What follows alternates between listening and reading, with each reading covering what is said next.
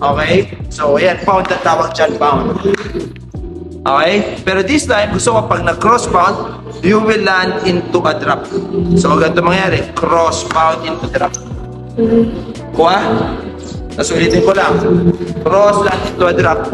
Reset step, pound. Okay? Ulitin ko lang. Cross, pound, drop, land ako ng drop.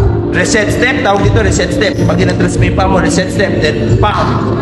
Cross, land into a drop, reset, then pound. Kuha? Try natin. Every time na magsasabi akong go, pound ka, go! Cross mo. Kasabay ni cross, magpa-pound ka. Sige, dribble. Go! Oh, yan, yung pa mo, yung pa mo, ha? So, from dito, ginawa mo. Kaya may panic coach pag nag-pound ako. Maglalad ako kay 3 at saka kay 2. Reset step, then pound. Cross.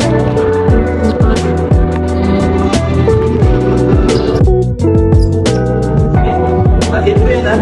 Kailangan mong i-white ka. Sige, gusto natin siege. Pakuha mo to siege. Gusto natin makuha yung gantong base. Okay, gusto natin nakasplit yung paa mo diagonally. Kuha? Sige, one more time.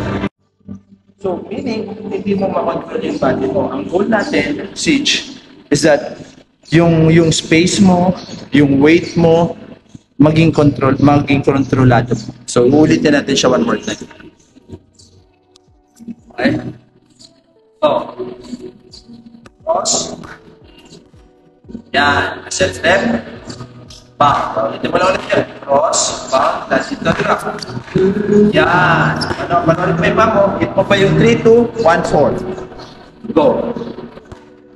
3, 2. Yan. Cross. Pound. Drop. Step in through. Okay? Tapos reverse push. One, ulitin ka po ng dalawang move. Ulitin ko, ha. Cross, pound, land into a drop, step in through, okay, reverse push, then cross. Ulitin mo na siya, yan siya.